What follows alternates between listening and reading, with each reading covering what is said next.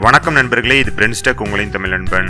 இந்த வீடியோவில் திருமண சான்றிதழை இணையம் மூலம் பெறுவது எப்படி அப்படின்றத பற்றி பார்க்க போகிறோம். நீங்கள் ஏற்கனவே உங்கள் திருமணத்தை இந்து திருமண சட்டம் 1955 விதியின் கீழ் பதிவு செய்திருந்தால் இந்த வசதி பயன்படுத்திக் கொள்ள முடியும். இந்த வீடியோவை தொடங்குறதுக்கு முன்பு தான் நம்ம சேனலை இது வரைக்கும் நீங்கள் சப்ஸ்கிரைப் பண்ணலை அப்படின்னா கீழே இருக்க சப்ஸ்கிரைப் பட்டனை ப்ரெஸ் பண்ணி சப்ஸ்கிரைப் பண்ணிக்கோங்க. வாங்க வீடியோக்குள்ளே போகலாம்.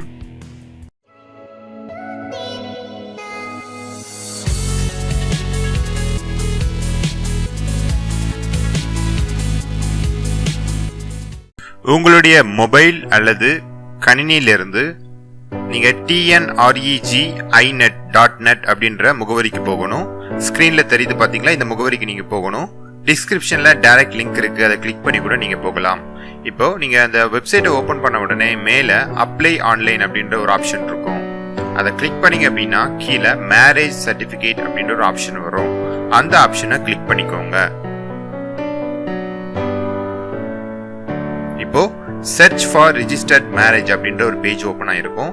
இதுல ரெண்டு ஆப்ஷன் கொடுத்திருப்பாங்க, name wise, registration number wise அப்படின்னு கொடுத்திருப்பாங்க. முதல்ல நம்ம நேம் வைஸ் எப்படி பண்றது அப்படின்னு பார்க்கலாம். உங்களுடைய மாவட்டத்தை செலக்ட் பண்ணிக்கோங்க. எங்க திருமணம் பதிவு செய்யப்பட்டதோ அந்த மாவட்டத்தை செலக்ட் பண்ணிட்டு டேட் ஆஃப் ரிஜிஸ்ட்ரேஷன், பதிவு செய்யப்பட்ட தேதி, காலகட்டம் இருக்கும் இல்லையா, எந்த இடைவெளியில உங்க திருமணம் பதிவு செய்யப்பட்டதோ அந்த காலகட்டத்தை தேர்வு செஞ்சுக்கோங்க.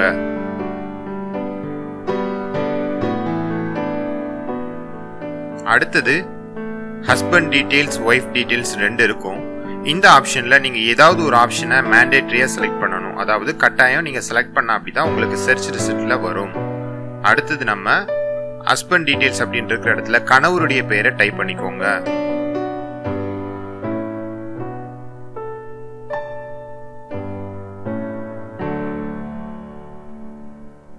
அடுத்ததாக வைஃப் டீடைல்ஸ் இருக்கு இல்லையா, அதுல மனைவியின் பெயரை டைப் பண்ணிக்கோங்க.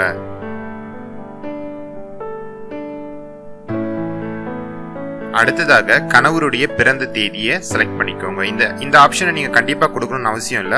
நீங்க இதை கொடுத்தீங்க அப்படின்னா உங்களுக்கு ரிசல்ட் அக்குரேட்டா வரும்.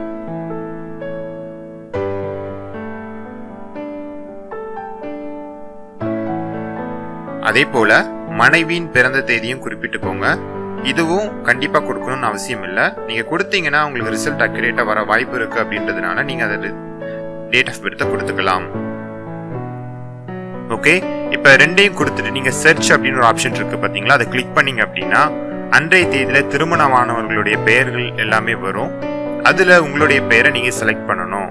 இதுல நிறைய பெயர்கள் இருக்கனால நீங்க செலக்ட் பண்ண கஷ்டமா இருந்துச்சு அப்படின்னா நீங்க குரோம் பிரவுசர் யூஸ் பண்றீங்க அப்படின்னா சைட்ல அதுக்கு உங்களுக்கு ஆப்ஷன் இருக்கு.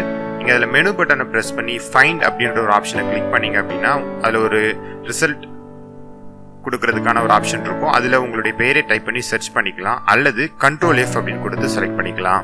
இப்போ நீங்க உங்களோட பெயரை கிளிக் பண்ண உடனே உங்களுடைய விவரங்கள் எல்லாமே வரும். திருமணம் பதிவு செய்யப்பட்ட அந்த விவரங்கள் எல்லாமே வரும். அந்த விவரங்கள் எல்லாத்தையும் பார்த்துக்கோங்க.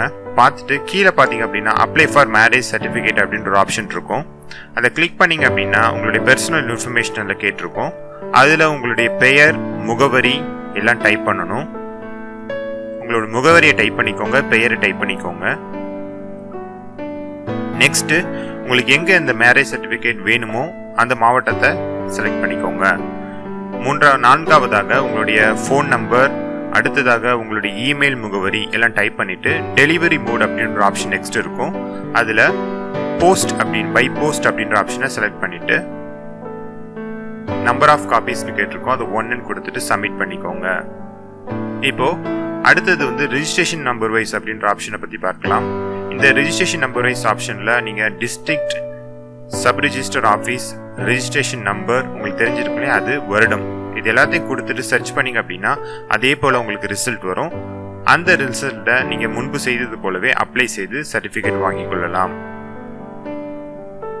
ஓகே, இப்போ உங்களுக்கு இதுல ஏதாவது பிரச்சனைகள் இருந்துச்சு அப்படின்னா உங்களுடைய மாவட்டத்தில் அந்த டேட்டா அவைலபிலிட்டி பீரியட் என்னன்னு பார்த்துக்கோங்க. இப்போ அதுல அப்ளை ஆன்லைன் இருக்கு பாத்தீங்களா, அதுல மேரேஜ் சர்டிபிகேட்ல டேட்டா அவைலபிலிட்டின்னு இருக்கும். அதுல உங்களுடைய மாவட்டத்தை செலக்ட் பண்ணீங்க அப்படின்னா எந்த வருடத்துல இருந்து டேட்டா ஆன்லைன்ல கிடைக்குது அப்படின்னு காமிச்சிருப்பாங்க. இதன் மூலியமா உங்களுடைய மாவட்டத்திற்கான டேட்டா அவைலபிலிட்டி நீங்க பார்த்துக் கொள்ளலாம். ஓகே, இப்படி நீங்கள் பண்ணுறதுனால உங்களுடைய வீட்டுக்கு போஸ்ட்டில் வந்து இந்த மேரேஜ் சர்டிஃபிகேட் சென்ட் பண்ணுவாங்க. உங்களுக்கு வீட்டுக்கு சென்ட் பண்ணுற அந்த மேரேஜ் சர்டிஃபிகேட்டை நீங்கள் ஒரு வேலிட் டாக்குமெண்ட்டாக பயன்படுத்தி கொள்ளலாம்.